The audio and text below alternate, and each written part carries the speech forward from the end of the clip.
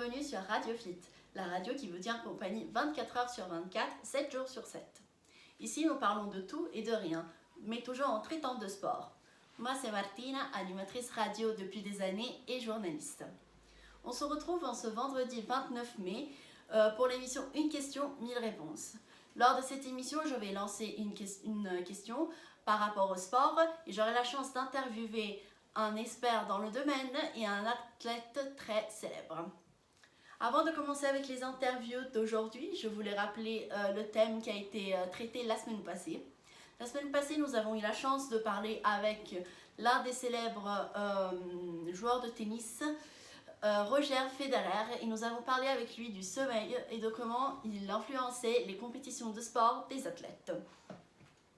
La question d'aujourd'hui est par rapport au cheat meal. Donc, est-ce que les athlètes peuvent se permettre de temps en temps des cheat meals ou doivent-ils suivre régulièrement pendant toute l'année un régime très strict?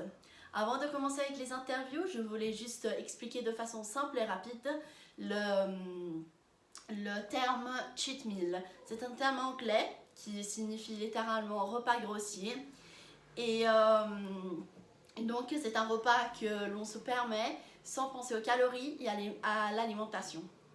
Donc à partir de ce moment, nous pouvons commencer avec les interviews.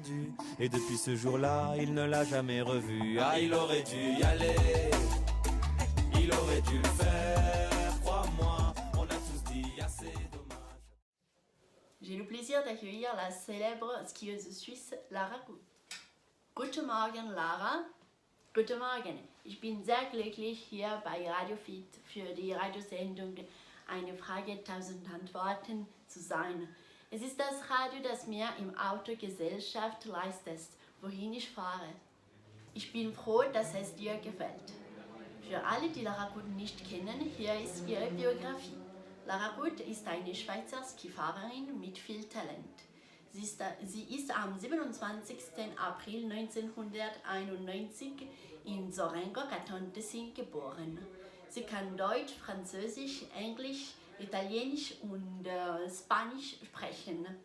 Sie ist mit dem Fußballspieler Fallon Borremi verheiratet. Skifahren ist ihr Leben. Sie treibt diesen Sport seit dem Alter von 4 Jahren und sie ist nicht bereit zu stoppen. In den Olympischen Winterspielen 2014 in Sochi hat sie eine Bronzemedaille gewonnen. 2014 hat sie den Crystal Globe, den Preis die beste Skifahrerin in der Welt, gewonnen. Und in den Olympischen Winterspielen 2018 in Pyongyang hat sie den 14. Platz im Überreisen belegt. Genau. Ich möchte jetzt mit den Fragen anfangen. Wie du gehört hast, sprechen wir heute über die Beziehung der Sportler zur Ernährung haben. Ich wollte dich fragen, ob du jemals Essensstörungen in deinem Leben hattest. Ich wollte dich auch fragen, ob du immer eine strenge Diät befolgt hast, um für die Wettbewerbe fit zu bleiben, oder ob dein Trainer dich als Kind dazu gebracht haben, das zu essen, was du wolltest.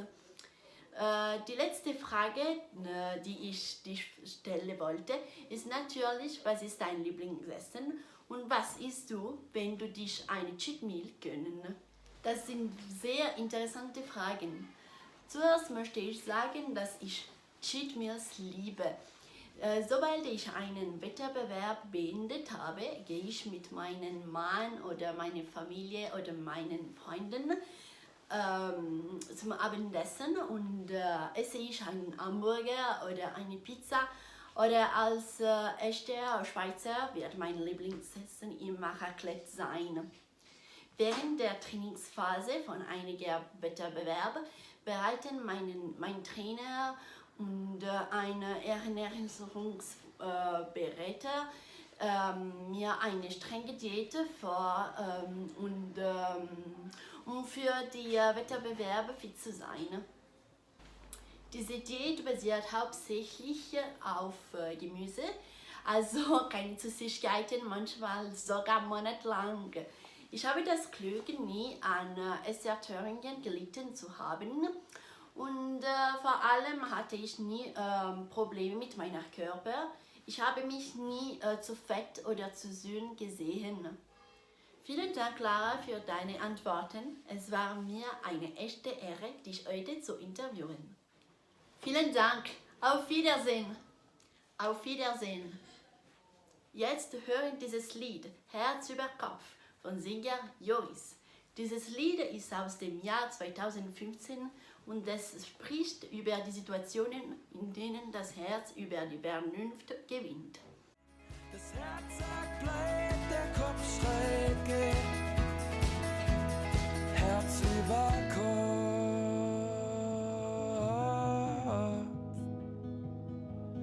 Herz über Kopf.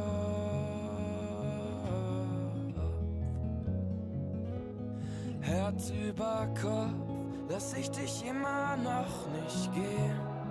Lass ich dich immer noch nicht gehen. Je remercie encore une fois Lara Good pour son intervention. Je passerai à présent à la deuxième interview.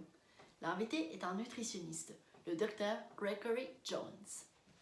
Good morning, Mr. Jones. It's a pleasure for me to have you on Radio Fit in my radio program, A Question, 1000 Answers. Today, I would like you to ask a few questions about nutrition and sport. Good morning. First of all, I would like to introduce myself. My name is Gregory Jones. I'm 50 years old, and I have been working as a nutritionist and a dietitian for 20 years. I used to live in San Diego, California, but I moved in New York when I got married in 2002, and I lived there since then. First of all, I would like you to talk about your educational background and why did you choose to become a nutritionist?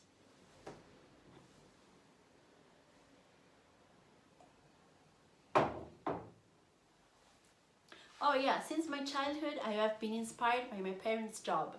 My mom used to be a doctor and my dad used to be a very famous swimmer and he also took part in 3 Olympic Games. After the high school, I decided to go to University of Medicine and study to become a nutritionist in order to study how to take care of athletes. I'm so happy doing this job and I never regret it. Great! Then I wanted to ask you what kind of athletes do you work with and how is your job structured?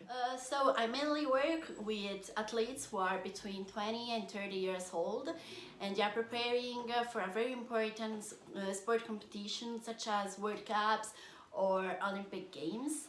My goal is to create for them a strict diet that can help them to maintain a perfect shape and weight for the upcoming sport competitions.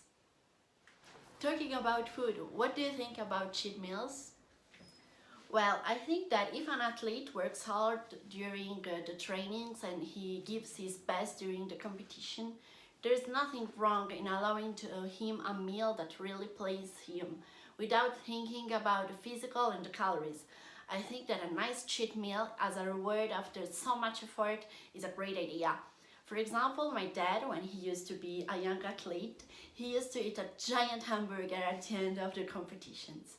Finally, I want to say that everybody should love themselves as they are. Nobody has a perfect shape and body, and only with willpower the results will come. So I think that's all. Thank you very much, Mr. Jones, for your time, your speech, and your beautiful words. Thank you. Thank you so much. Have a great day.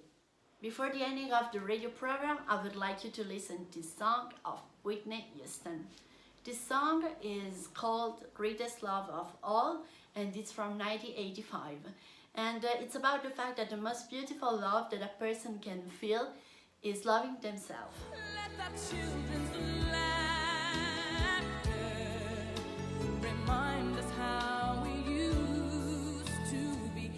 I decided long ago never to walk in anyone's shadows. If I fail, if I succeed, at least I live as I believe. No matter what they take from me, they can't take away my. Eh bien, mon émission touche malheureusement à sa fin. Avant de vous quitter, je vous annonce que vendredi prochain, toujours de 10h à 12h30, nous allons traiter le sujet du stress causé par les compétitions. On se retrouve la semaine prochaine et d'ici là, gardez la pêche!